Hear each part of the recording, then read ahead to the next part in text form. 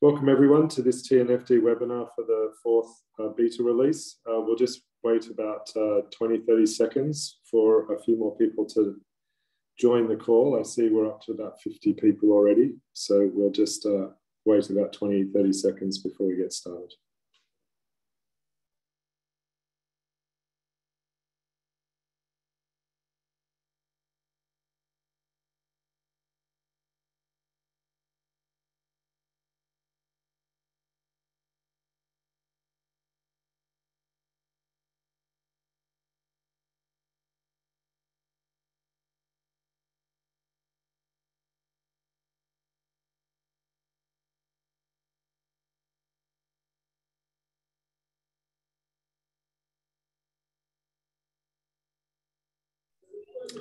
Okay, I think we'll jump straight in. Welcome everyone, and thanks for making time in your busy day to join this webinar on the final draft of the TNFD beta framework.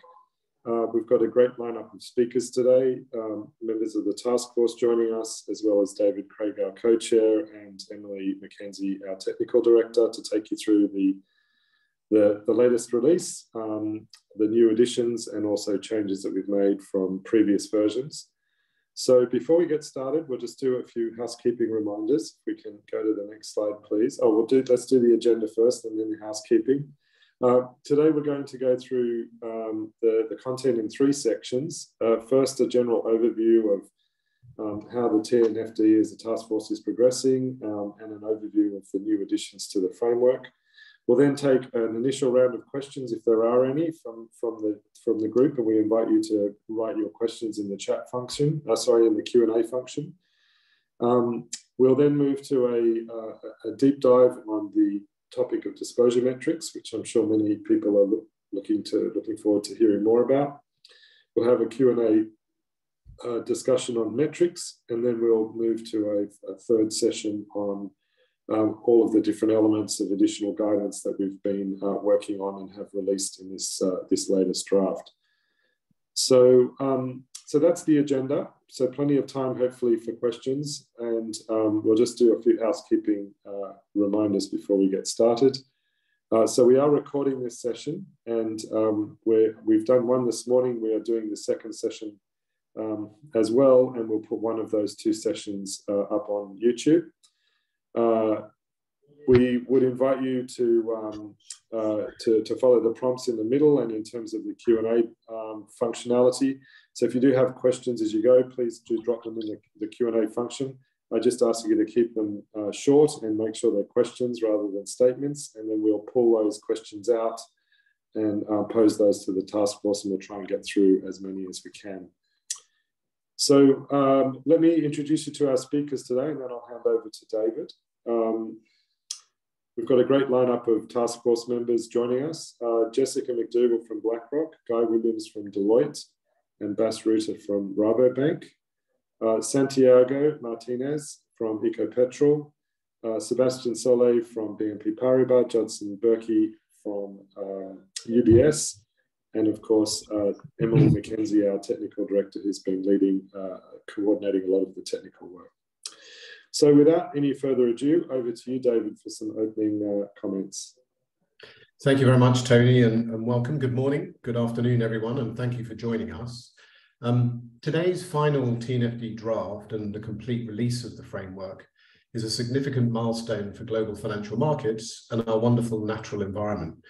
For the first time, we have a comprehensive framework that addresses the integration of our business and financial system with the natural system, specifically an approach that allows us to embed and integrate nature-related dependencies, impacts, risks, and opportunities into decision-making. The framework that our market task force members have designed aligns to the original 7 principles agreed when we launched the TNFD at the G7 meeting back in June 2021. Notably, this is market-led, pragmatic, usable, but science-based, and addressing both dependencies, impacts, risks, and opportunities for financial investors and corporates, and aiming, as our ultimate goal has always been, to help redirect financial flows to nature-positive outcomes. And like many of you, having been in Montreal in December, we're also very excited that the TNFD framework helps investors and corporations align with the 4 goals and many of the 23 targets agreed at the Coming Montreal Agreement of the GBF, not just target 15 about disclosures, but also many of the other targets, preserving and restoring, for example, 30% of land and oceans, reducing pesticides, water and other critical areas. It would be remiss of me not to say a huge thank you to everyone on the team for their hard work and engagement, but I really want to call out the 40 individuals in the task force and their institutions. They've spent weekends and evenings, early mornings, late nights, getting us to this point in this last 18 months. I thank them for their passion and commitment to making this work. And also thank the TNFD Secretariat and everyone from the forum and other members for and the brilliant knowledge partners we've had who've provided huge amounts of input and feedback on our revisions along the way and into the pilots that are undergoing. So what you're going to see today is the result of tens of thousands of hours of market and scientific input and work, of existing knowledge and expertise, and really bringing this together. The level of engagement in the market for nature is, I think, at an all-time high, as is the realization that we have to tackle nature and climate together. The publication today of this framework really makes me very optimistic that we can harness a market-designed, pragmatic and effective way of ensuring that nature risks and dependencies, as well as impacts, are factored into our investment and operational strategies. So with that, to go through the detail, I'm going to hand back to Tony and the team of task force members and the Secretariat to take us through the release today. Thank you. Thanks very much, David. So before we dive into the details, Emily and I just wanted to give you a high-level overview and a bit of a recap of what we're doing, why we're doing it, particularly if in the case of people who are joining us perhaps for the first time. So if we just, yep, thanks, Eliza, move ahead.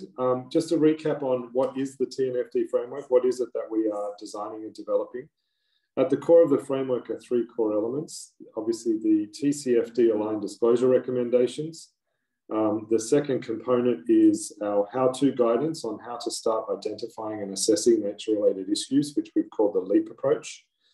And the foundation for those two is a set of core concepts and definitions, which we've drawn together from the prevailing science and also definitions from existing standards work from the ISSB, from TCFD and others. So that's really the core of what we call the framework. Supporting that is obviously a set of guidance material on data metrics and targets, and we'll talk a little bit more about that today. We've also developed and releasing today draft guidance on the use of nature risk scenarios, which we've also been pilot testing.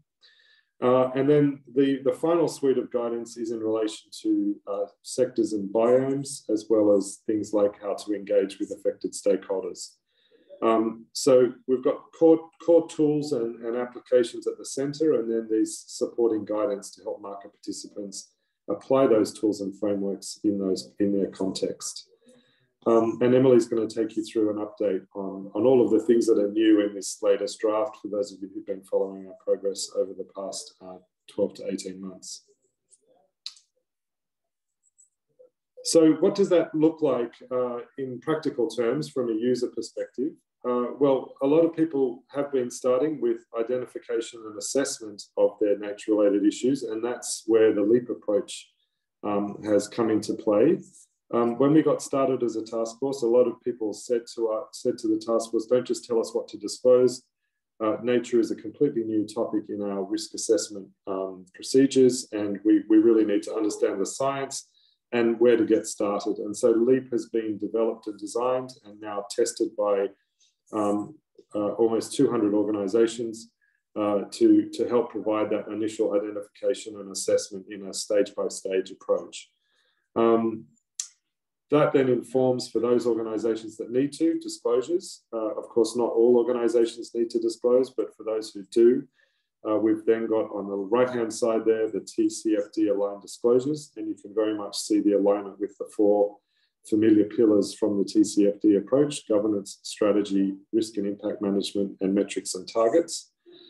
And as we mentioned before, that's all supported by a suite of additional guidance that we are now starting to release with this update today. And we'll take you through some of the initial sector guidance and biome guidance, as well as draft guidance on scenarios and affected stakeholder engagement. And of course, for those of you who've been using and experimenting with our approach, you know that our website is already signposting to a lot of metric sources and data sources that can be helpful through the assessment and disclosure process. So that's what it looks like from a user perspective. And we're very encouraged that feedback from pilot testing has been very positive. And in fact, we're now starting to see a few organizations actually publishing disclosure statements, TCFD and TNFD together in the last couple of months, even while the framework is in draft, which is very encouraging. I think it's important to acknowledge that not all organizations that need to be identifying and assessing their nature-related issues actually have disclosure requirements. And so typically regulators will make these determinations about who has to disclose. And we've seen with the European regulation, for example, typically that is defined by revenue or by employee size, typically larger organizations and financial institutions. But what's become apparent in the work of the task force over the last 12 months is that we think the LEAP approach, the identification and assessment, is going to be helpful for a much wider audience of companies and businesses, largely because nature issues are local, as we know. And so we actually need small businesses, medium-sized enterprises, right through different supply chains to be participating in the identification and assessment, not only for their own benefit and for their own risk management, but also so that we can start to see the data coming from that assessment flowing up through the supply chains to bigger global corporations that are their customers. So we've designed the LEAP approach and the disclosure recommendations with these different user groups in mind. And certainly the early pilot testing is showing that LEAP has a nice broad application for small businesses as well as large businesses, and informs the disclosure recommendations for those who are making disclosures in corporate reporting. Thanks, Eliza. If we can move forward. So how is all this coming together as a sort of global architecture? A lot of people have been asking this question since the Global Biodiversity Framework was negotiated in Montreal in December.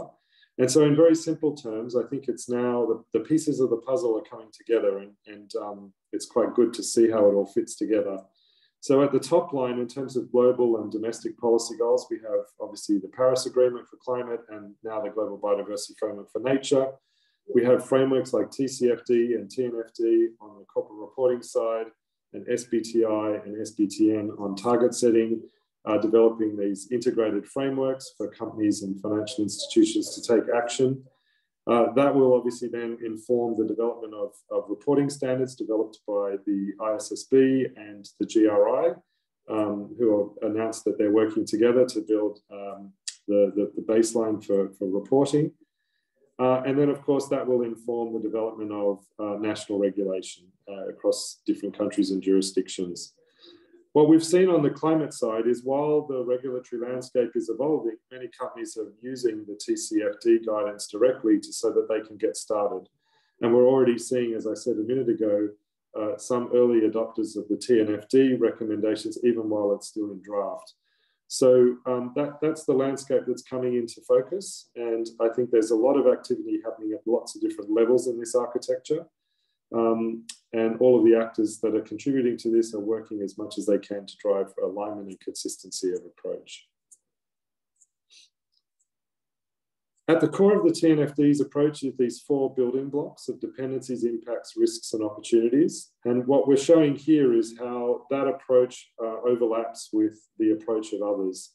Notably, the Convention on Biodiversity's Global Biodiversity Framework, negotiated in December, talks about dependencies, impacts, and risks. And as many of you will know, the IFRS approach and the ISSB is focused on risks and opportunities, while GRI is focused on measuring impacts.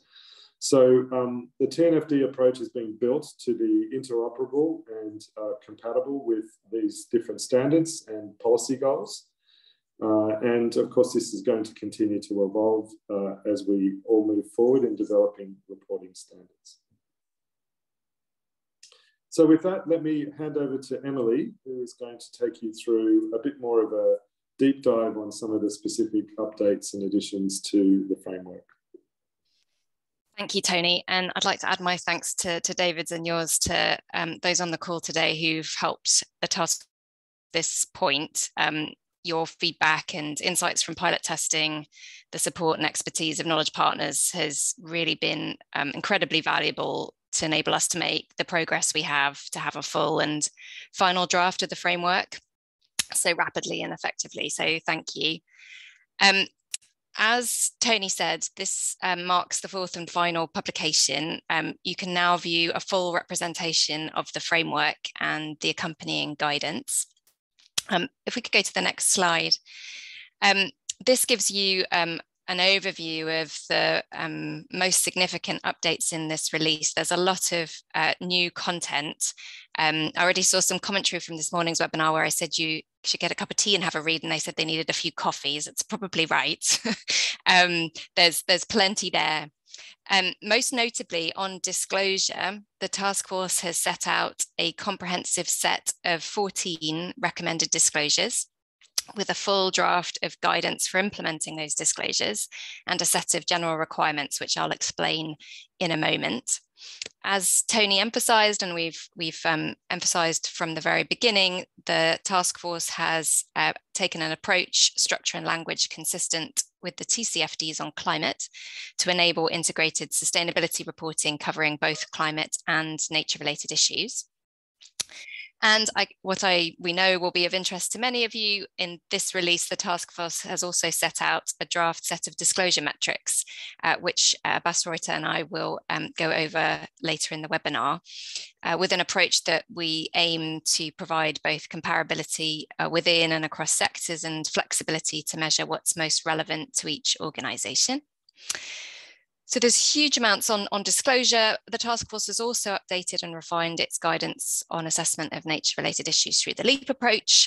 Again, I'll go through this in a little more detail, but there's plenty of new draft guidance, for example, on scenarios, on target setting, on engagement with affected stakeholders, and on a set of risk assessment methods. And for the first time, users will be able to see the approach that the task force has set out previously, but now has put into practice, examples of additional guidance that are tailored by sector and biome. And our task force member, Guy Williams, will go over that shortly, with a first set of priority sectors and a first set of priority biomes. So there's a lot of interesting, detailed, rich material for you to enjoy and review and provide us with final feedback over the next 2 months.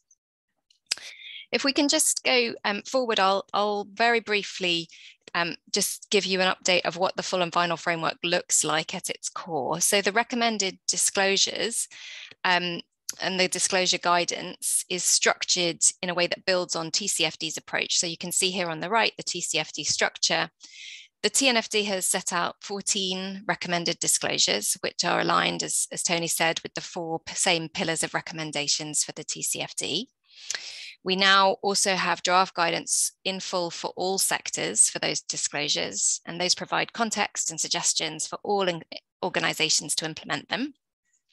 And then this supplemental guidance is provided for certain sectors, just as TCFD prepared, but with this important addition of looking at biomes, at types of ecosystem, reflecting that is important for guidance for nature. So this provides a fuller tailored picture of potential nature-related dependencies, impacts, risks, and opportunities that will be most relevant to each organization, depending on which sector and which biome they're interacting with, and it's additional, it complements that core cross-sector guidance. One addition that the task force has made beyond the TCFD guidance structure, you can see here at the top in purple, is general requirements. We have set out 6 general requirements, and these were created to help ensure that there are aligned expectations with those preparing reports and those who are using disclosure reports on what adoption of the TNFD framework means and what it should include. And so those report users can then check consistency across the general requirements. So I'll go through those briefly now because they're new and somewhat different from the TCFD approach. If you could go to the next slide, I set them out. There are 6 general requirements, and they set out first that the organization should set out its approach to materiality. to help report users understand the context of the information being presented. And we signpost to specific standards that could be deployed for defining the approach to materiality. Second, the organisation should provide a description of the scope of disclosures, knowing that the scope is going to evolve over time as organisations mature in what they can cover. And that's coverage in terms of the business, the value chain, as well as which parts of the TNFD framework have been disclosed against which disclosure recommendations, because as with TCFD, we know some organisations won't disclose against all of them, as well as plans to extend and mature the scope over time. The organisations also asked through the general requirements to identify, make sure that the identification of risks and opportunities, as Tony showed in his graphic earlier, is based on an assessment of dependencies and impacts, recognising that that's foundational for understanding risks and opportunities in the nature context. Also, and this has been clear in previous releases, the importance of location, that organisations must consider the specific locations where they're interacting with nature for a robust assessment. And fifth, that nature-related disclosures should consider and wherever possible be integrated with other sustainability-related disclosures, including climate. So we're moving towards integration and pointing out whether there are alignments or trade-offs between them. Finally, the final just general requirement is that organisations should take consideration of stakeholder engagement into account across all the disclosures, recognising the importance of that, particularly in the nature context. So the other extension that we've made on the next slide from TCFD, and many forum members and others in the market have indicated the need to be clear about how the concept from climate reporting of scopes is articulated and transferred to the nature context.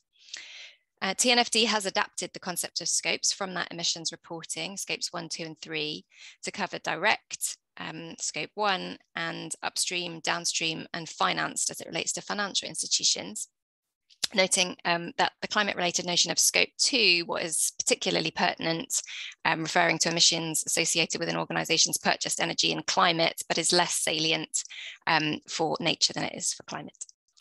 So that's the structure that the task force has set out for conceptualising scopes, and the expectation for value chain disclosure is set out in detail in the guidance and in relation to disclosure metrics when you get into the details. So in summary, on the next slide, this release sets out this final full draft of the comprehensive set of recommended disclosures for your and the wider market's feedback. They follow that same 4-pillar structure. As Tony mentioned, I'd just point out that the third, although it's aligned with the same TCFD structure, and this was from the last release in November, the task force has revised the language for the third pillar to risk and impact management. And this is being proposed by the TNFD to enable disclosure of dependencies and impacts alongside risks and opportunities for those report users who may wish or need to do so. So all TCFD's 11 recommended disclosures have been incorporated. Obviously, they've been adjusted to the nature context, and the disclosure guidance underneath them is detailed on how they apply in the nature context. They've been adapted.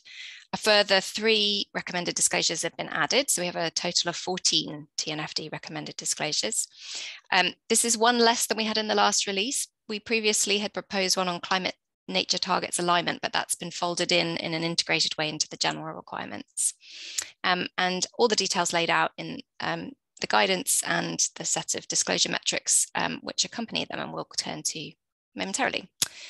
So last but not least, as Tony mentioned, the disclosure recommendations are not the only part of the framework. That we found that the LEAP approach, which is now being pilot tested by those 200 pilot testing organizations, is also incredibly useful for structuring an assessment of nature-related issues. And on the next slide, you'll see the main updates that we've made to the LEAP approach. The core of the LEAP approach has remained the same, but there are some important updates, particularly on the details of the guidance. There are updated scoping questions for corporates, which now follow a similar structure to the scoping questions for financial institutions. And this has been reflecting feedback from pilot testing organizations that scoping phase for corporates is also incredibly important and useful for defining the focus of the assessment. There's also importantly updated guidance on the locate phase of LEAP. We have a set of criteria for identifying priority locations in that phase, which enables focus. We've revised those criteria with input from a number of experts and knowledge partners to ensure that the criteria lead to the selection of the priority locations that really present the most significant nature-related issues. And we've also prepared new guidance on 3 methods for assessing nature-related risks. They've been pilot tested with a group of asset owners and cover heat mapping, asset tagging, and scenario analysis, and lay out in quite a lot of detail a step-by-step procedure for how you can use each method across complex portfolios and include insights from that pilot testing. The remaining 2 updates we'll be covering later in the webinar, so I won't go through in detail. There's guidance on engagement with affected stakeholders. We have visualized this differently. If you're subtly paying attention to the details of our graphics, the stakeholder engagement has always been emphasized throughout the LEAP phases as being important, but we've elevated it to the top of the visual to make even clearer that it should be feeding into every phase of LEAP. And then, of course, this initial draft set of additional guidance by sector and by biome, which Guy will cover in detail, which tailors things to context. So that's a whistle-stop tour, and back to you, Tony, for any questions.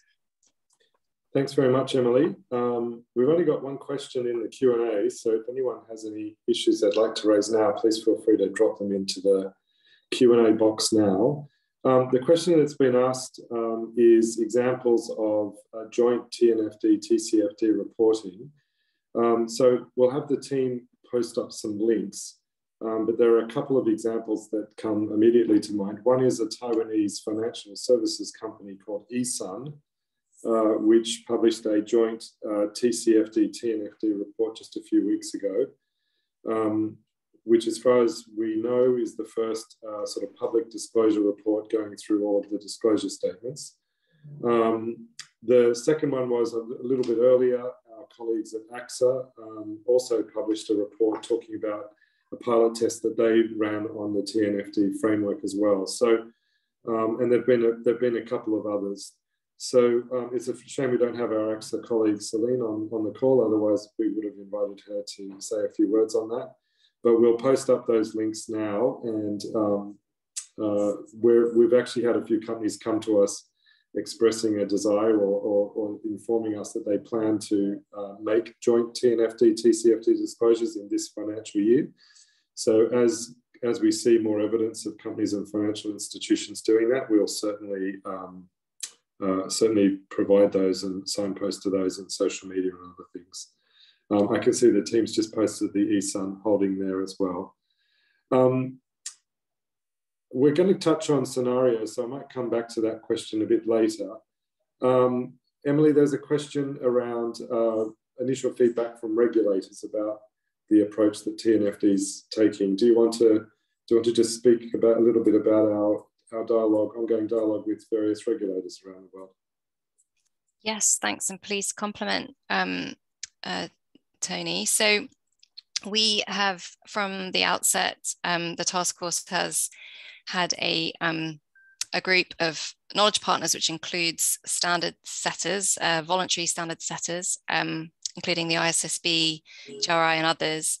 But we've also been having ongoing dialogue with regulators in different jurisdictions who have been interested in the development of the approach, and many indeed our members of the forum could be here today to be observing how the framework is developing over time, obviously with the glide path of TCFD in mind, seeing how a market-led framework is being developed that builds on the TCFD, I think is of interest to many regulators who are already thinking hard about nature-related issues and reflecting those. I think the NGFS work, the Network on Greening the Financial Systems, a network of central banks and supervisors, I'm sure many of you are familiar with their recent work last year and ongoing work with the Nature Task Force, recognizing that nature-related issues and biodiversity loss present significant financial stability risks that are relevant core to the mandate indeed of central banks and supervisors and regulators, I think has resonated. We remain in close touch with them, and they're obviously thinking at the financial stability, financial system level, while we're looking at the financial institution and business institution level.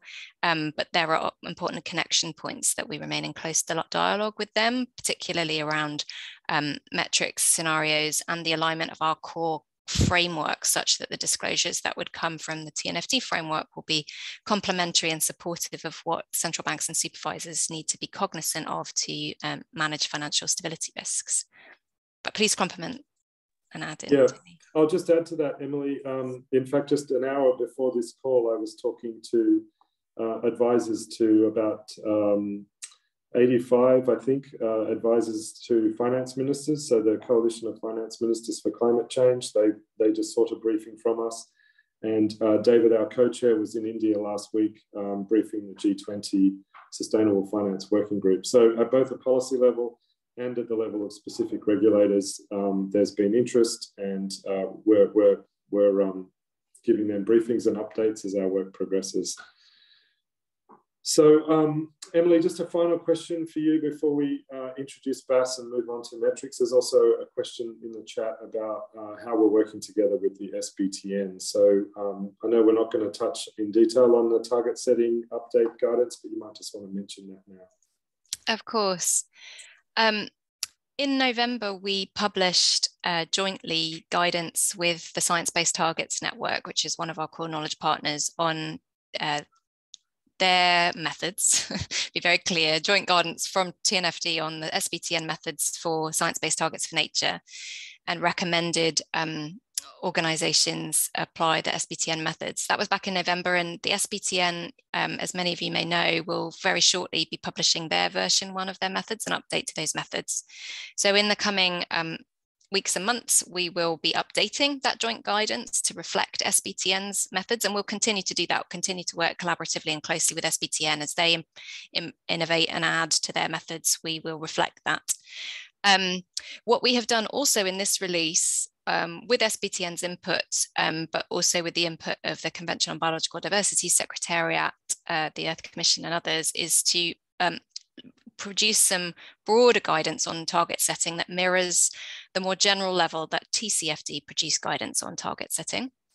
And that provides more general context on the characteristics of good target setting, what TNFD is recommending, as well as a section which links to the Global Biodiversity Framework agreed in Montreal in December, with examples of targets that businesses and financial institutions could set that align with the GBF targets. So there's an annex at the back of our targets guidance that's come out today that sets that out.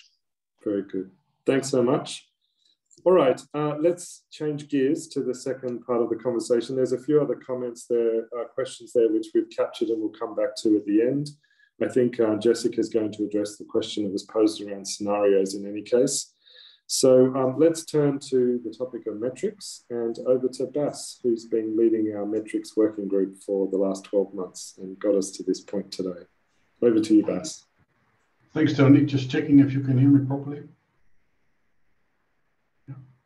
Okay, that's good.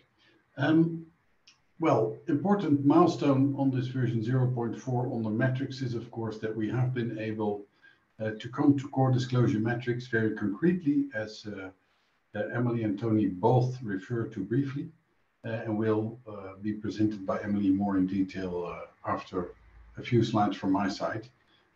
Thanks a lot to the people within the Secretariat and to Emily and Tony in particular on guiding us through this challenging, but I think until now definitely successful journey. Where are we now on metrics? It's important to understand that in the analytical phase of the development of TNFD, we started by an inventory of assessment metrics available for companies on nature, and we came to well over 3,000 metrics available.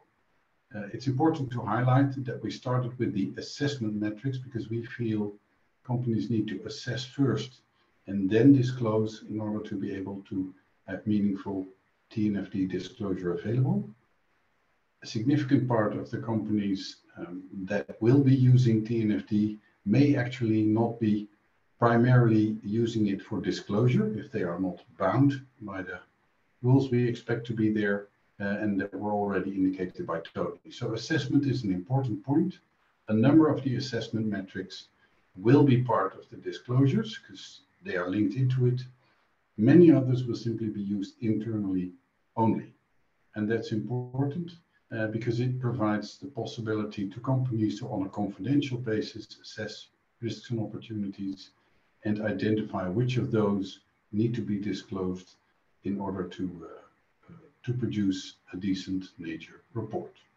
Now, on top of that assessment, for which the LEAP process has been designed and is currently being tested by many companies, we have, of course, now the disclosure metrics available.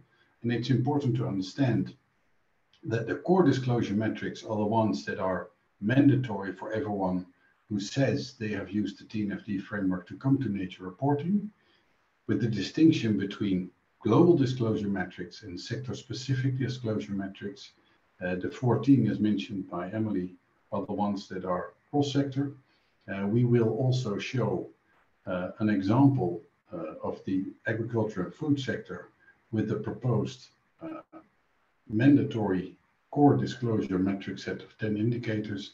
But on top of that, in every sector and also in general, there are additional disclosure metrics, which are metrics that are suggested to be used to enhance transparency, to optimize disclosure, but we feel are not ready or appropriate to be part of the core set in order to keep the amount of work meaningful and in balance. That's where we stand today, and that is what we will be showing. Maybe the next slide. Important to understand that that set has come about using 4 very important principles that we applied in the design. First of all, nature is a much more complex topic than climate is, and there is a balancing act that takes place between the complexity of science around nature and the practical constraints of market participants reporting. So we have tried to balance that, and you will also see that back in this draft version. We definitely hope that you are able to provide your feedback whether we have found the right balance in doing so. The ones we've identified as core metrics are the ones that we feel comply with our criteria for a leading indicator for which there is consensus that this is the right approach to be taken. In addition to that, during the use of the TNFD framework over time, we expect that through additional testing in the market, by the market, we will be able to add more indicators if and when appropriate and enhance the quality of it. So we, as a first indicator for the right metric selection, have identified the balancing act between complexity and practical constraints. The second one is the fact that, especially for the users of the reports in the financial sector, but potentially also for other stakeholders, external stakeholders from the company, it's important to be able to compare between sectors and to also compare within sectors. The core metrics are meant to be able to provide comparability between sectors, and the sector-specific core indicators are meant to make it possible to compare companies within a sector, or products within a sector, moving forward. So comparability has been a very important point. A third one is the flexibility. We do want companies to be able to report in a meaningful manner that fits well with their own situation. The additional metrics provide the opportunity to do so, both between different business models of companies, but also depending on the biomes you're in, the sectors you're active in. So flexibility has been at the heart of the selection criteria as well. And finally, which I would call slightly provocative, Montreal-aligned reporting. We definitely want to provide the opportunity to companies to explicitly show that they are actively involved in implementing the Global Biodiversity Framework Agreement as it has been agreed upon in Montreal last December. So linking to global policy priorities are important as well. Those were the key design principles we used for the metrics. Maybe a next slide to also show how we link to both IPBES, but also the push within the group to link the drivers of nature change both to impacts, negative impacts, but also to opportunities and positive impacts. So on the drivers of nature change, we've identified for all 5 the transparency requirement to make sure that people understand the impact of a company on that driver of nature change, but always also the opportunity to link it to a positive impact to an opportunity. For example, when it comes to climate change, carbon farming, carbon sequestration is an opportunity to help solve the climate crisis that we would like to see reported if there are opportunities that the company has been implementing. The same goes for all 5 categories, and we hope that that actually paints a balanced picture between the impacts that are unavoidable for the economic activity, but at the same time also the efforts that a company makes and quantifies to be part of the solution on these drivers of nature change. I hand over back to Emily in order to provide additional insights on the metrics. Thank you, Bas. I'll drill a bit more into the detail. So just to bring to life what Bas said at the outset, the task force has been incrementally building its approach to metrics over the last 18 months, and beginning with those assessment metrics. And as Bas mentioned, we did an assessment, a landscape assessment of existing standards, GRI, CDP, the European Sustainability Reporting Standards, SASB, to identify all indicators and metrics that were relevant to nature-related issues. And as Bas mentioned, we got to 3,000 and sort of stopped there. But what we did was consolidate those and start to structure them around the LEAP approach as that came together. And so there are indicators and metrics that are relevant at the locate stage for identifying priority locations around the state of nature, ecosystem integrity, the ecosystem condition, water stress, and so on. Those same metrics and more are relevant when you start to assess and evaluate your dependencies and impacts, looking at impact drivers, the state of nature, and the provision of ecosystem services. Built on those indicators, you can then start to identify indicators and metrics for risks and opportunities, looking at all types of risk as well as opportunity. And then based on an understanding of all of that, you get to the prepare phase and start to identify what your responses should be. And indeed, one important part of the release today is the guidance on response metrics that can be used in that prepare phase of the LEAP approach. So as we come down the funnel, we want to quickly get today to the pointy end, which is what we have basically developed with the task force in close consultation with a large number of experts and knowledge partners, which is the disclosure metrics. And these come through also application of another set of criteria. We use the IFRS's characteristics of useful information, plus 2 further criteria that the task force felt were important for nature. One is accessibility. Can the report preparers collect the data at reasonable cost and in a timely manner for that metric? And the other was alignment. Is the metric aligned to best practice frameworks and standards already out there? And so that landscape assessment was very helpful for us to ascertain that. So using that filtering process with those selection criteria based on the IFRS, we then identified the set of disclosure metrics. And these include additional metrics, which all organizations could choose to draw on and disclose, but also a core set. And that's again going back to what Bas set out to help comparability within and across sectors on areas of high priority. They're divided into core sector metrics, which are sector specific, and we have put out today the first set of proposed disclosure metrics for one sector, which is agriculture and food, and then a set that are cross sector, what we call core global metrics, which cover all sectors. The guidance, if you could go to the next slide, proposes that disclosure metrics cover all nature-related issues, dependencies and impacts, risks and opportunities, and the response to these. But a small set have been set out as those core global metrics. That's what you're seeing in green here. There are 4 identified on risks relating both physical and transition risks, and 1 on opportunities. and another small set of core disclosure metrics, core global disclosure metrics covering dependencies and impacts. They have been selected for alignment with global policy priorities, such as those in the Global Biodiversity Framework. There are also, and there are 10. I'm about to show them to you. There are also going to be, as we develop over time, core sector metrics, and the number will depend on the sector. For agriculture and food, which has come out today, there are 10 core sector metrics.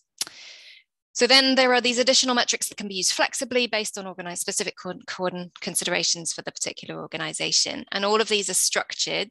What you'll see in a moment is a very high level summary. So please do go to the disclosure metrics annexes, which we've published today, to get into the more granular detail. But they're organized into annexes, which would accompany in September the disclosure guidance. Annex 1 covers risks and opportunities, 2 impacts and dependencies, and 3 response. There are tables of the metrics and accompanying guidance for how to do those metrics measurement robustly. So the TNFD is strongly encouraging organizations to report all core global metrics that are relevant to their business model and the sectors and biomes and locations that they're in on a comply or explain basis. And this is to demonstrate their alignment with global policy goals, including the Global Biodiversity Framework, and also on the basis of an understanding that these metrics are likely to be relevant across all sectors and therefore for all organizations. So, let's go to the next slide with a drum roll to show you the proposed set of those core global metrics. As you can see, this brings to life that dashboard I just showed.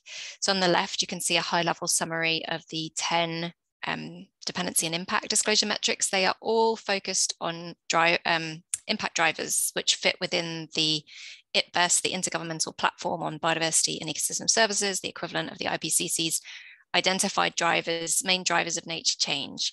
So climate change is obviously covered and refers back to the TCFD for that guidance. And then we have 2 metrics relating to land, freshwater and ocean use change, 4 relating to pollution, 3 on resource use. You'll note here that the 5th driver of nature change on invasive species has not been incorporated, and that's based on extensive discussions with knowledge partners about how practical it currently is to do that, but we welcome feedback on that. On the right-hand side, you can see this small set of 5 indicators around risks and opportunities. These have been selected based on what is currently best practice following climate reporting around risks and opportunities following TCFD and beyond. So I'm sure there'll be questions. We'll hand back to you, Tony, for any questions on this approach. Thanks very much, Emily. So there are a couple of questions, some going back to the end of the previous section, and I'd invite anybody else who has questions they'd like to raise to pop those into the Q&A box.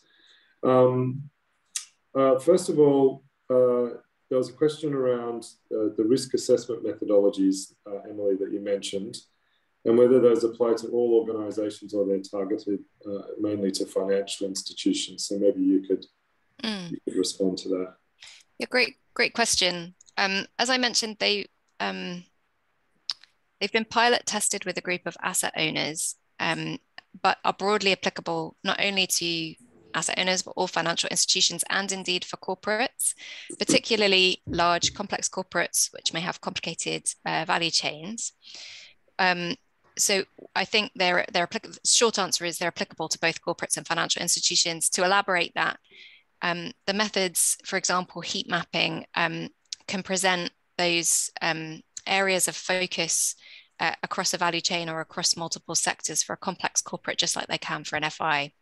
In the guidance, we have emphasized mostly the examples and the insights we've got from the pilot testing with financial institutions, but we've also tried to call out in the guidance where there are specific insights for corporates and how it would apply in a corporate context. Great, thanks. And Bas, you led our early work on pilot testing. So maybe you and Emily both want to answer. There's a couple of questions on pilot testing. So is it still ongoing? Are we, what's the time frame around pilot testing? What have we learnt from pilot testing, and have any concerns around greenwashing or nature washing emerged from the pilot testing?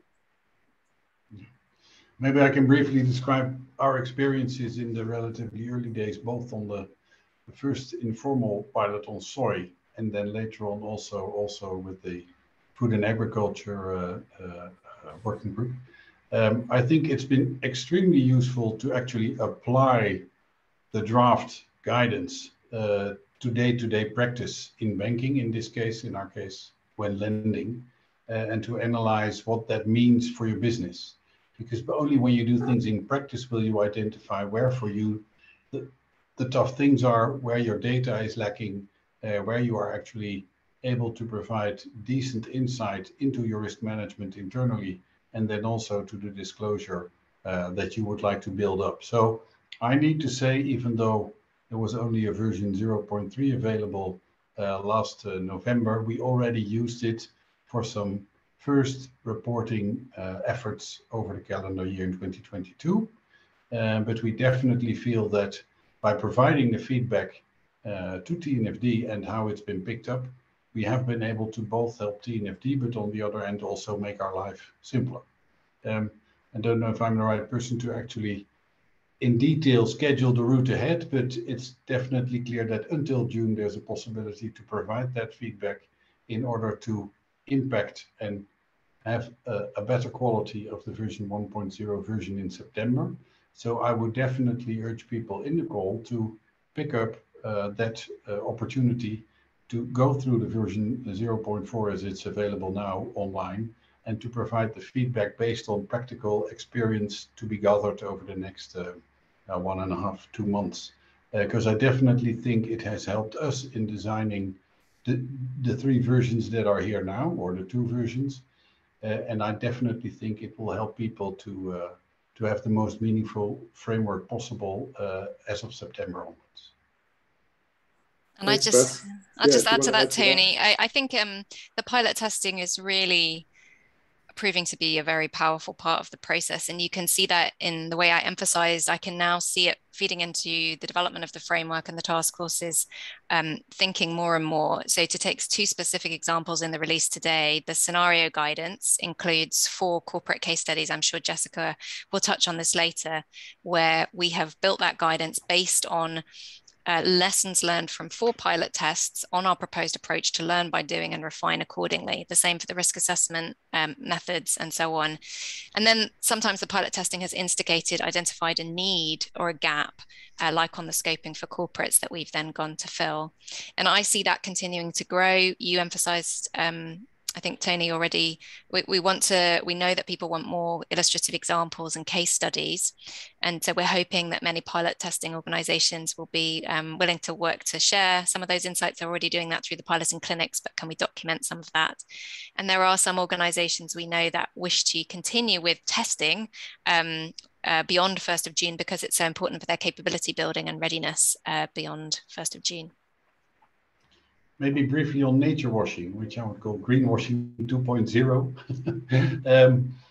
It is definitely the case that we are conscious of the risk. So as a result, we look for comparability and for standardization in the indicators we've identified as part of the framework, to make sure that when comparing, you actually compare apples to apples and peers to peers, and that there's no room for greenwashing to the extent we can safeguard it today. I think at the same time, we need to also be realistic, given the fact that this is a relatively early development. We will definitely need to see in practice how it is going to be used. And we definitely also, after version 1.0, need to, on the basis of that experience, make sure that we tweak and tailor the framework to minimize that risk, and to help the people reporting to do so in an efficient way that is comparable, in order to also keep the process efficient for the people using TNFD, and that they don't get punished for the fact that they are in the group who has been testing it in the first calendar years of reporting. But at the same time, let's not be naive. That will be an attempt by some of the users that we need to be conscious of, and we need to repair if and when it takes place.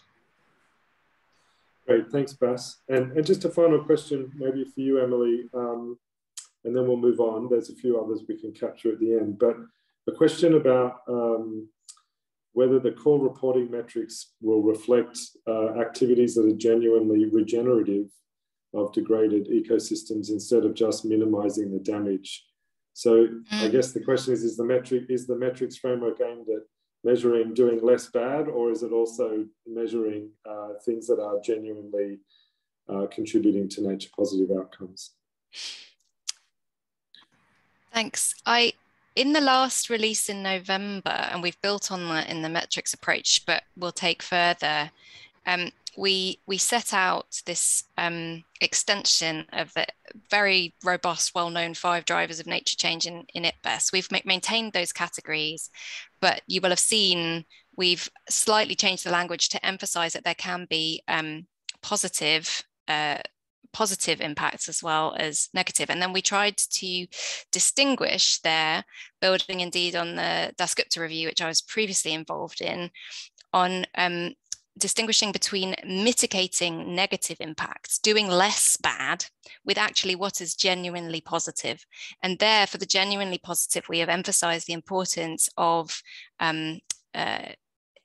conservation, because we know nature regenerates, so naturally leaving it alone actually enables it to recover, as well as active restoration and sustainable activity. So we tried to create that conceptual structure. As you'll have seen from Bas and my presentation, we have a number of additional metrics that relate to those positive impacts, but they are at the moment additional rather than part of the core set, and we'd welcome feedback on that structuring. Oh, Tony, you're still on mute. Thank you.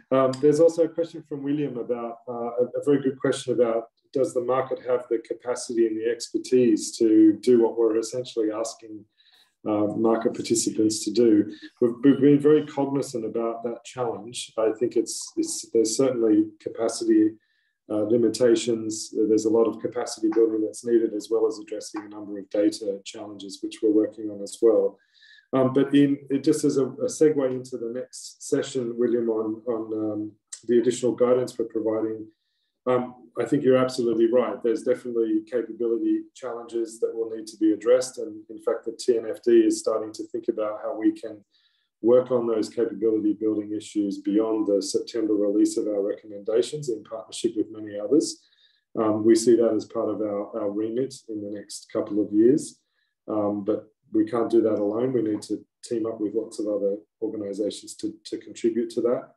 But one of the things we have been doing immediately is trying to build out a suite of guidance so that we can help get people started. So we might turn to that now and give everyone a flavour of some of the new segments of additional guidance that are coming together. So with that, let me turn over to our colleague Guy Williams from Deloitte. Guy's been leading the effort to build out our approach to sector and biome guidance. So Guy, over to you. Thanks, Tony. Thanks, everybody. Good evening from a slightly sleepy Hanoi. Wonderful to be here. This release also marks a really important milestone in terms of the release of the whole set of additional guidance which we're providing. The work which I'll be talking about specifically is around the additional sector-specific and biome-specific guidance, but I'll also be providing a little bit of an insight in terms of how you can access that information, which is also a really important and interesting update with version 0.4 release. Also wanting to recognize that this work on the additional guidance has come through, through the best of the TNFD, that we've had very strong input from a number of our industry task force representatives, including the knowledge partners. And so a series of sector working groups have been set up to provide real deep insight into some of the particular challenges that individual sector participants might be facing from both financial institutions and a range of corporates, and also the additional technical work on biome guidance, which is really exciting. So in addition to the actual guidance itself, which has really kind of come out of a clear calling from feedback on the early version, particularly version 0.2 and 0.3, for some very specific guidance to guide particular users in navigating through the TNFD framework. We've also spent a lot of time to consider the form in which that guidance is delivered.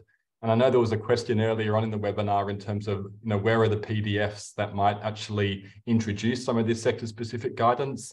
I'll get onto it in a moment, but we've really taken time to make sure that we're not bombarding you all with a large compendium of PDF reports, but it's really kind of built into how you access this as you work your way through the framework portal itself. So just moving over to the next slide, please. So yeah, just as a little bit of an overview, there's a lot of content which is actually being released with this sector and biome-specific guidance, and I'm not going to have time. We've already given you a lot of content on this evening or today's webinar. So I'm going to give you a bit of an overview of the architecture of that guidance, what is included in this current release and what is coming soon, but also spending sufficient time to explain how you can access that information. So the definition of sectors as per the SASB industry and sector definitions is how we've structured the sector guidance. What you'll find with version 0.4, which has come out today, is these 4 core initial sectors. So sector guidance for agriculture and food, energy, which includes oil and gas, utilities and renewable energy, mining and metals, and financial institutions. And Judson, my colleague from UBS, will be presenting some of the initial thinking around the financial institution guidance shortly. But we've also stood up these sector working groups with representatives from knowledge partners and task force representatives from these additional 5 sector working groups. And so this work is underway. This content is being developed as we speak, and we're making really great progress across a number of these. And so there will be additional guidance coming on the road towards version 1.0. So between now and September, you will see additional information being released on forestry, aquaculture, including fisheries, infrastructure and real estate, textiles and apparel, which sits as a core focus within the consumer goods working group, and then a final working group on chemicals and pharmaceuticals. So an important point is that a lot of the input that's gone into this has also come out of the work that many of you have provided through those active pilots. And so as you can see, for these sectors to follow, we're really interested in getting additional pilot feedback where you may have interests, activities, investments that relate to these additional sectors which we're working on.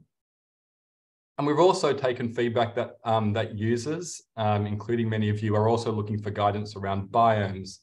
The definition of biomes is taken from the IUCN Global Ecosystem Typology, and that presents a large number of biomes.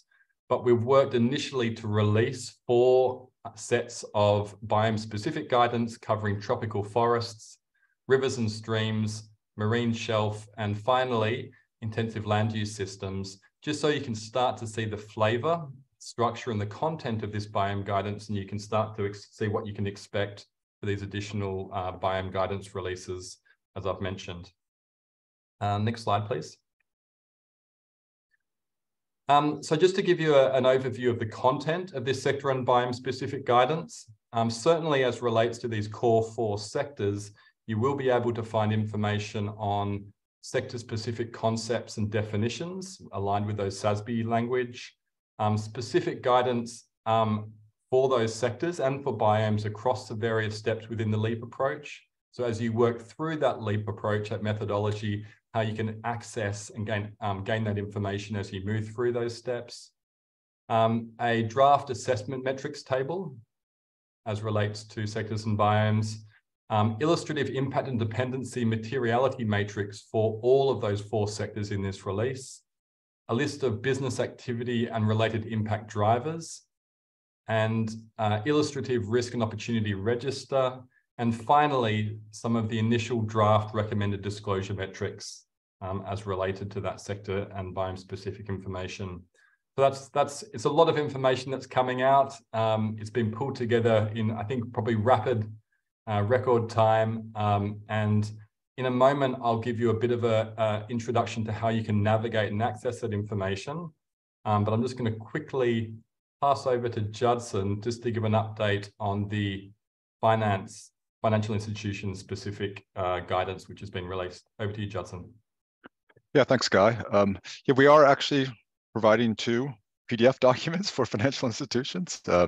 First one is some additional disclosure guidance. So we've essentially tried to supplement the initial cross-sector disclosure guidance with some additional specifics for financial institutions. The other bit is very much tied to the metrics, where we're still honestly doing some thinking about the approach for financial institution metrics. Absolutely will be aligned with the approach for all sector metrics, but we want to take some additional time to think through whether to really key on very specific definitions for metrics. So that's something absolutely we'll be welcoming feedback on during this version 4 consultation period.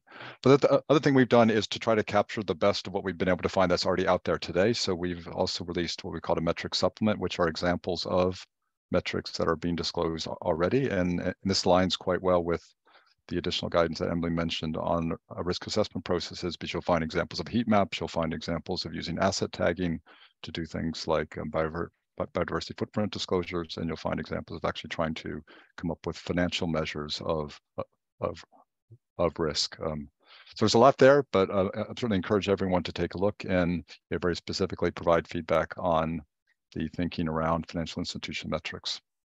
Back to you, Guy. Thanks, Judson. Next slide, please. Yeah, so as I've mentioned, we think is one of the most exciting updates with this release is the way that we are introducing and releasing some of the content as relates to this sector and biome-specific guidance. And it's through some updates to the TNFD framework portal itself, the URLs on the bottom of the screen there. And really it's this idea that a user, as they access the framework and they navigate their way through it, can tailor the information that they're looking to receive. And so one of the core features is this idea of introducing a preference tool where users can see the content and the relevant guidance based on their own preferences. They have the ability to save their preferences as a default and toggle through it as they move through the relevant sections of the framework itself. And it will also give an ability to tailor based on your preferences for information on specific sectors or on specific guidance or biomes, but also to have a no sector or no biome guidance kind of preference module. So you can see all of that information, all that cross-sector information is available to you. So a lot of that information from the preferences is displayed on this dashboard. This is a splash screen of what we've kind of built at the moment on the left of the screen here. So this dashboard enables you to personalize your preferences. And based on that, once you've saved it, to kind of see the information that's going to be available to you. So that sector specific and that biome specific preferences that you build into your dashboard will include the guidance on sectors. It'll also give you access to specific tools or elements of the growing TNFD knowledge bank, which will enable you to navigate your way through that process. On the right of the screen is another kind of screenshot, an example of how you can access that information. So via a series of drop downs as you move through specifically the different steps within the LEAP process, where that information kind of pops out. So it'll be in bold or clear where there is additional sector guidance or there is not additional sector guidance, because in some cases there is not, there may not be, and it may actually be pointing you towards that more generic or cross-sector information. And also similarly for biome specific guidance, which will be available. So that information, we think, and based on a lot of the feedback that we've received, is that PDFs are welcomed, and there's an ongoing discussion in terms of how we produce some sector specific releases to kind of summarize this information. But really what we want to test and what we want to pilot with this release is how people can access that information in a practical and intuitive way as they move through their considerations of the framework itself. So they're the main updates. As I said, there's a lot of detail and a lot of great content that sits behind this, which we hope you'll all kind of interact with as you kind of start to digest this release. But I might just pass over to Emily just to give an update on some of the other additional guidance, specifically around stakeholder engagement. Over to you, Emily. Thank you, Guy. And I think Sebastien will join me. We wanted to just briefly touch on this guidance on engagement with affected stakeholders. The TNFD has recognized the importance of societal dimensions of nature-related risks and managing those risks and disclosing them from the outset, and has had an ongoing dialogue with representatives and leaders of Indigenous peoples and local communities since early last year, as well as civil society organisations. And we've also been conducting research with the task force on international best practice around due diligence standards, environmental and human rights due diligence standards, such as the UN guiding principles. So informed by that dialogue, which has been going on for over a year now, and that research, TNFD has made a few fundamental proposed changes to the framework. The first is a new recommended disclosure on stakeholder engagement. So in our structure, that's recommended disclosure risk and impact management D. It had already come out in November in the third release, but we have, through the research and advice and dialogue we've had, changed it to focus in particular on affected stakeholders, which is language that aligns very much with the UN guiding principles. So the disclosure now asks for organizations to describe how affected stakeholders are engaged by the organization in their assessment and response to nature-related issues. We also, as you will have seen from my presentation earlier, have a general requirement to consider stakeholder engagement throughout disclosures, recognizing that this is important throughout various disclosures in the framework. And building on the discussion paper that we published back in November, in this release, we have practical draft guidance. It's draft on engagement with affected stakeholders, which we'd really welcome feedback on before the 1st of June. If we can go to the next slide, it gives you just a flavour of what's in that guidance. So it's recognising that human rights and environmental due diligence are central to existing international standards for responsible business conduct, which is set out in the UN guiding principles on business and human rights and the OECD guidelines for multinational enterprises.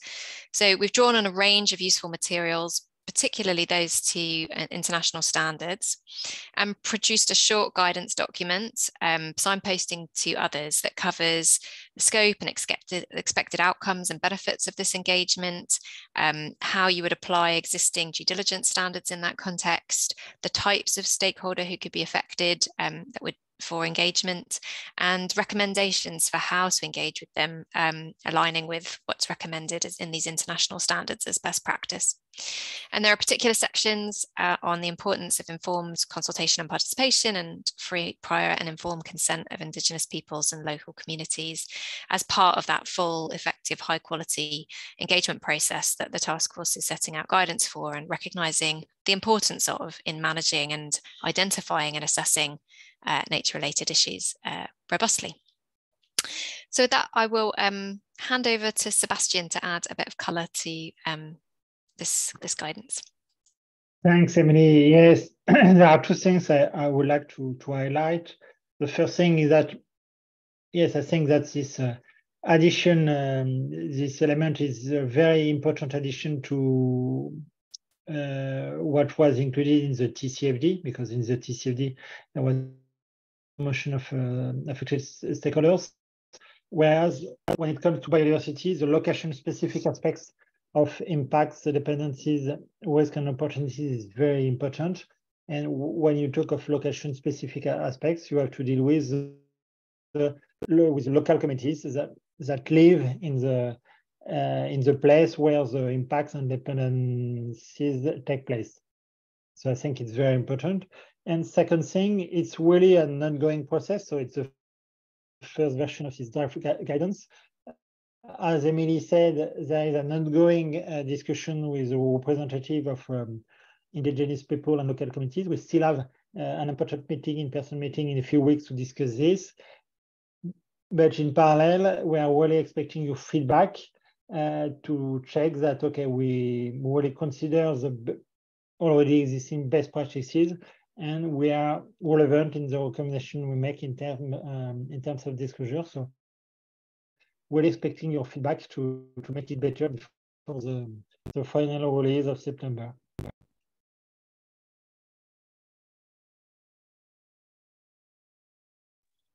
Great. Thank you to Emily and Sebastien for that update on stakeholder engagement. We've got one more update on scenarios, so I'll introduce you to Jessica now, and then we'll have some time for a final round of questions at the end. So over to you, Jessica, on scenarios. Great, thank you so much. We just wanted to provide a quick update here for the scenarios guidance, which we had initially released in the November release, our third beta. And over the last couple of months, we've had the opportunity to really test this further. And so we've now pilot tested with 4 different groups, 4 different companies: Stockland, who's an Australian property developer, New Belgium Brewery in Colorado, which is part of the Kieran Group, and then Dow and Reckitt, which are both task force members for us. So these were in-person workshops where we had the opportunity to really test some of the scenarios we had put out in the public and gather feedback from the companies, who generally drew together about 10 to 20 people from their organization to help contribute to some of these efforts. And these encompass people from a variety of roles related to sustainability and operations, and really help to showcase how the value of the scenario planning exercise is in getting those diverse team members together to think through this very complex set of puzzles here, but one that's really worthwhile to help companies figure out where their risks and opportunities might lie, or what might need to be considered as they're planning ahead for their company. 3 of them were in person, 3 of these pilots, and the 4th was done virtually, which was with Reckitt, because they wanted to encompass individuals from around the globe. And so this was focused on their latex business and involved individuals from countries that were relevant to that particular business line. I think we heard from organizations that they found this exercise very valuable in terms of really taking a close look at their impacts, dependencies, risks, and opportunities related to nature, and also kind of stress testing what they had been thinking about for their business in the face of these 4 plausible scenarios that we had presented them with.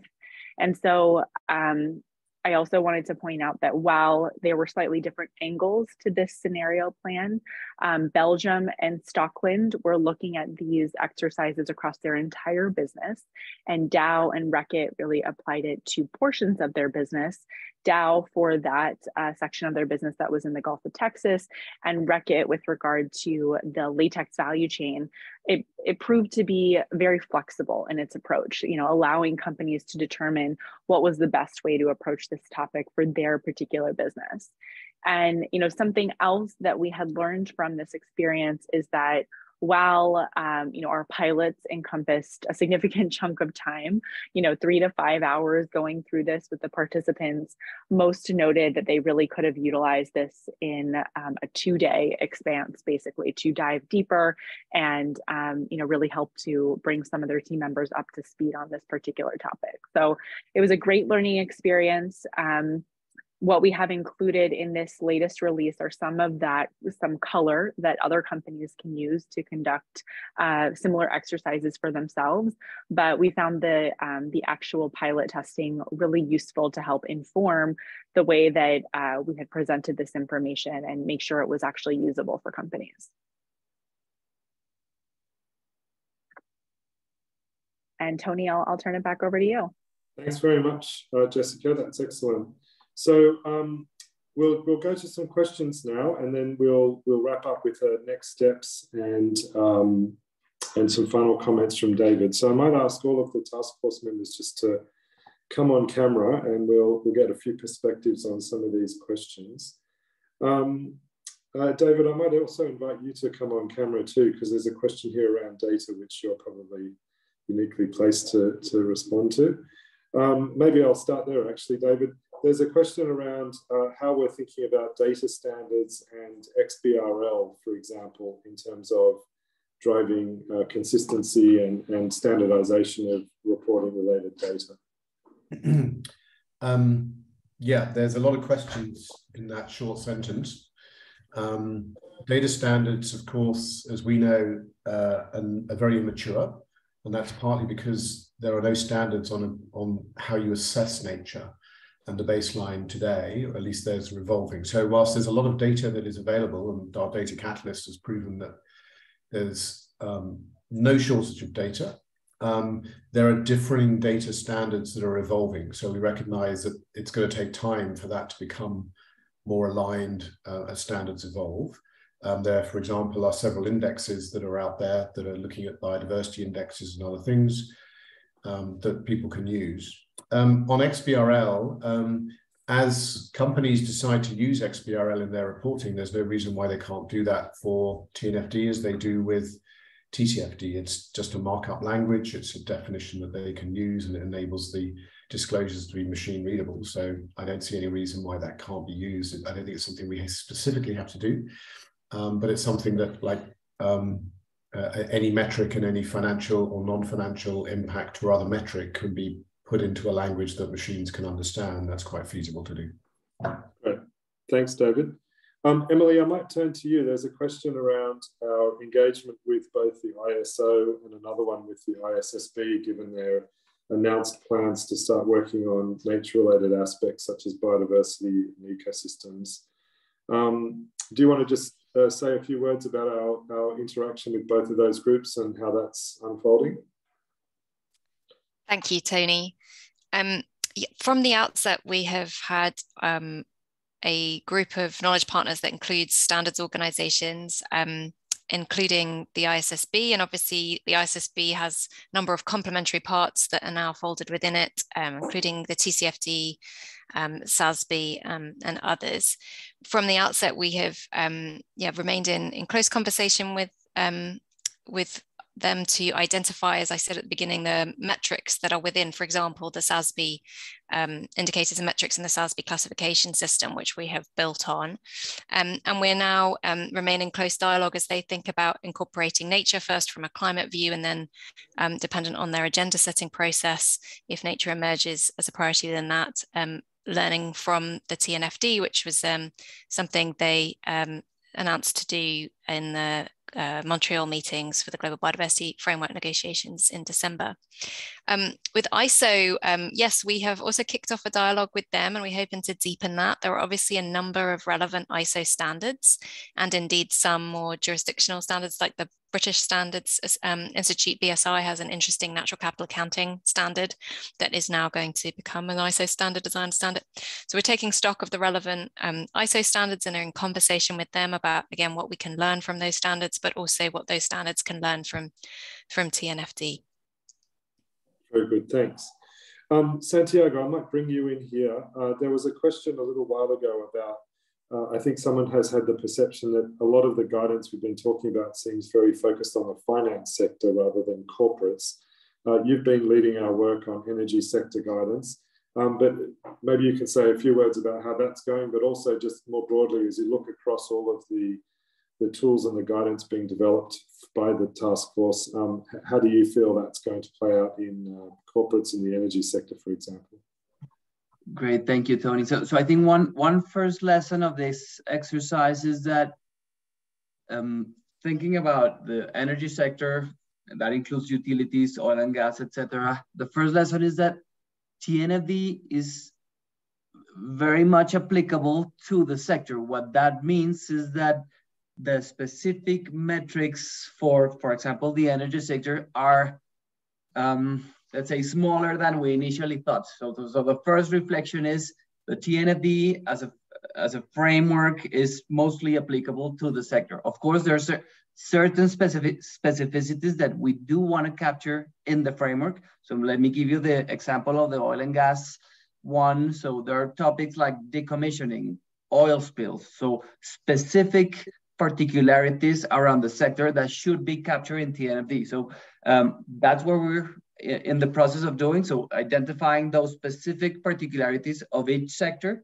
so that we make sure that there are specific metrics and guidances applicable to each of those sectors. So, but this is an ongoing work. We're still comparing, again, the general metrics with the specific ones for the sector. And in the next, I think, iteration, we will deep dive in what those particularities are for each of the relevant sectors. Great. Okay. Bas, and maybe also you, Guy. I know you're an ecologist by training, so you might have a perspective. There's a question on, and of course you, Emily, as well, a question on the use of biodiversity metrics and that they seem to be missing from our metrics architecture. So Bas, maybe you want to kick that off, and then Emily and Guy, if you've got anything you want to add. Yeah, I can give a personal perspective. I think metrics on the state of nature and biodiversity measurement in general is a less practical and indirect way of identifying the impacts and dependencies and the risks and opportunities for a company. So if you want to keep things as much as possible focused on the interaction between nature and a company, then what we've currently identified as core indicators, to me, feel the most efficient way of having that impact and that dependency quantified. In addition to that, you can also have a very political debate as to whether it's a responsibility of a company to actually measure the state of nature and how many players are active in the location where the state of nature is impacted. So to what extent can you actually link the company to the changes in the state of nature? But that becomes very political very quickly, because then people will say, well, you're trying to run away from your responsibility. To me, the very pragmatic approach, limited indicators, but at the same time, maximum clarity on impacts and dependencies, steers towards where we are today.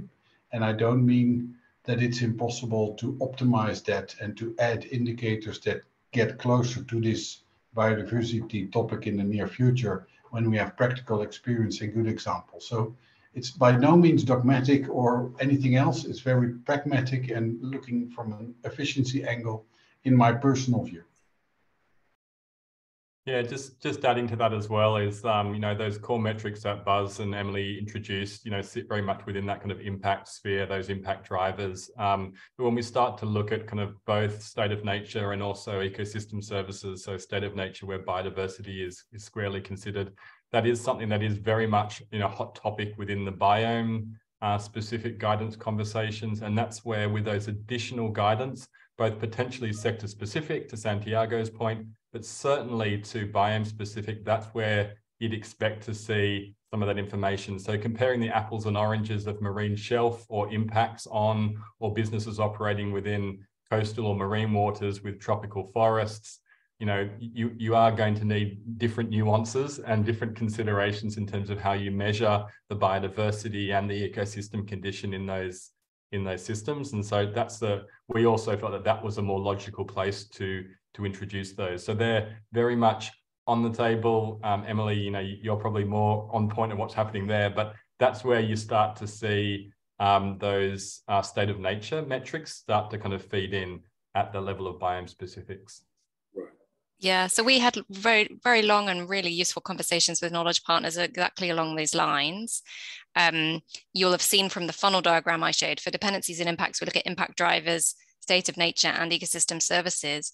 And the kind of consensus that we reached was that it was most practical and meaningful to focus on impact drivers for these core global metrics. But the measurement of the state of nature, which includes metrics that relate to biodiversity, are still recommended. They're there in the additional metrics. So to give you a specific example, one of the additional metrics that's set out is quantitative measurement of change in ecosystem condition and extent in priority locations. And then we, as Guy is alluding to, if you look in the tropical forest additional metrics or the agriculture and food metrics, we have others that relate to, for example, ecosystem condition as measured by mean species abundance under tropical forests, which would be managed, so adjusted for management of forest-based activities like logging. So you get more as you get more granular, the state of nature metrics are set out. It's recognizing they're important, but as Bas said, also recognizing the feedback we've had that it would not be practical to ask organizations to report on biodiversity in a standardized manner at this point, due to the number of different metrics in the market, the data limitations, and what's appropriate for different specific circumstances. But this is still draft, and we welcome feedback on this proposal. Great. I think we've got time for one more question, so I'll throw it to you, Judson. A question around, for financial institutions, have we specified maturity levels?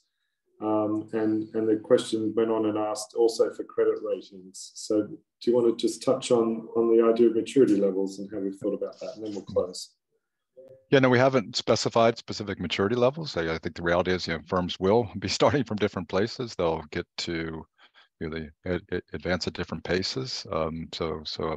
Certainly, I think that will play out naturally. What we've tried to do, particularly with the metrics supplement, is show, I guess, probably what are some of the leading examples of actual disclosures that have been made. It doesn't mean that those are the firms that are most advanced internally in managing risk, but at least the ones who have been willing to make disclosures. So that gives some sense of maybe where some leading practice is. But to directly answer the question, no, there's no concept of maturity levels.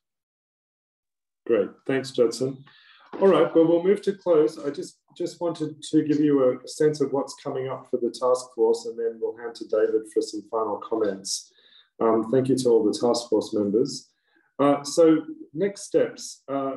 Now that the final draft is out, we would really welcome everyone's final round of feedback up until the 1st of June.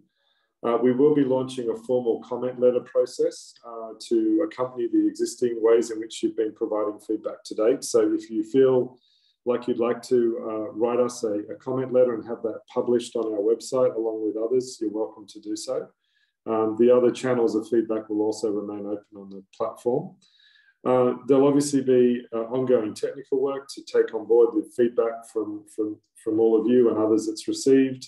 We're also talking to the audit and assurance profession to make sure we're capturing the perspective of auditability in the final design. As Guy has outlined, we'll be working on additional sector and buy-in guidance, doing some more work on value chains. And Jessica and the team will be leading us to build on our work on scenarios for companies, to now building on that approach for scenarios for financial institutions, recognizing the need to aggregate at a portfolio level. And many of you have been asking for case studies and illustrative examples that we can showcase in terms of what this looks like at the end of the day. And we are already working with a number of companies to start to provide some illustrative examples.